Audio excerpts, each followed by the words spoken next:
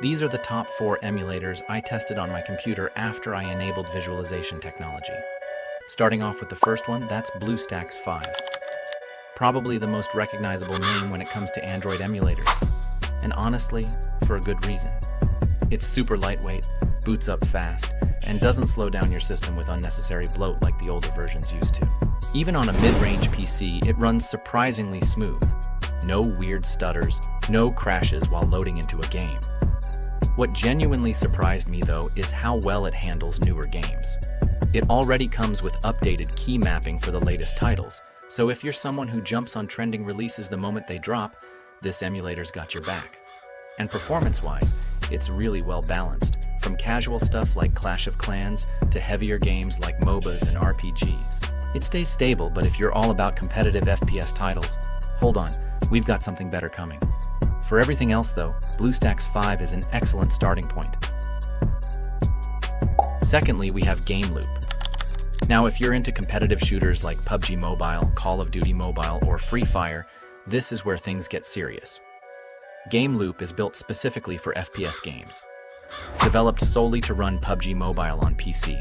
So you can imagine how much optimization has gone into it over the years, and honestly, if you look around, most gamers playing mobile shooters on PC are using Game. The moment you launch a shooter on it, you'll notice the difference. Higher FPS, tighter controls, and smoother aim response. It feels way closer to playing a native PC game than any other emulator I've tested.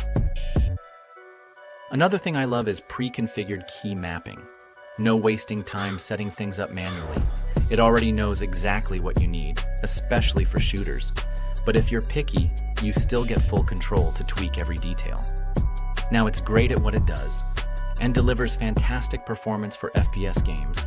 But for casual or heavier titles like Genshin Impact, I wouldn't recommend it. Also, Game Loop is a bit heavier than BlueStacks, so on lower-end PCs you might have to adjust in-game settings to keep things buttery smooth. But if you've got a mid-range or better system, it delivers fast, fluid, and focused gameplay. Next up on the list is LD Player 9.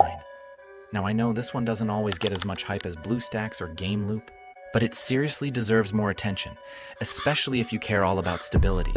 Like, even during longer gaming sessions, it doesn't overheat your system, doesn't lag out randomly.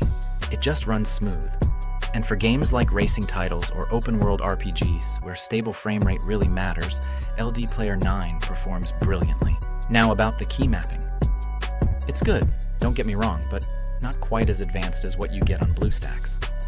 Some of the newer games might not have pre-configured layouts, so yeah, you might need to tweak a few things yourself. Also, and this is something a lot of gamers will appreciate, LD Player actually feels made for PC. Unlike some emulators that just slap a mobile screen on your desktop, this one has a clean UI. No weird ads, and it doesn't spam you with pop-ups every 2 minutes like some other emulators do. So yeah, if you want something stable, smooth, and ad-free, LD Player 9 is definitely worth a shot. Moving on to the last one, we have the Google Play Games emulator. Now, this emulator is officially launched by Google, and honestly, it runs incredibly smooth, especially on mid-range and even some low-end PCs. But the thing is, it doesn't offer every game from the Play Store. So if you're hoping to play PUBG Mobile or Call of Duty Mobile, you're out of luck. They're not available here. Free Fire, though, that's a different story. If you're a Free Fire lover, this one's got you covered. It runs flawlessly. No lag spikes, no performance dips, just smooth and stable gameplay. For the key mapping, it's just okay. Not as advanced or customizable as what you'd get on other emulators, but it works well enough for the time titles it supports. The controls feel a bit different here compared to other emulators, and since it's made by Google, the updates are consistent. The stability is rock solid, and compatibility keeps improving with time. So if you're after an emulator that's officially backed, lightweight, and runs like smooth butter, Google Play Games emulator is absolutely worth trying. So here's the deal. Picking the right emulator isn't just about specs or features, it's about how you want to play.